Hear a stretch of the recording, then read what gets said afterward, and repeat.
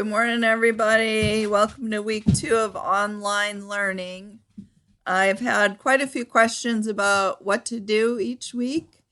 To try to explain a little bit better, I've put the coursework up here. I designed it so that people could just pick whatever they wanted to do. If you want a little bit more guidance, I can personalize it by looking at your individual goals or your MAP scores or your ALEKS if you're doing ALEKS, and kind of fine tune it that way and give you what you need there. Or if you need help with another class for math, I'd be happy to do that with you too on Zoom. If my office hours don't work for you, we can set up our own time.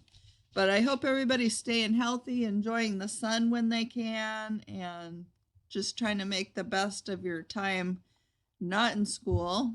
And I'll be here all week. Take care.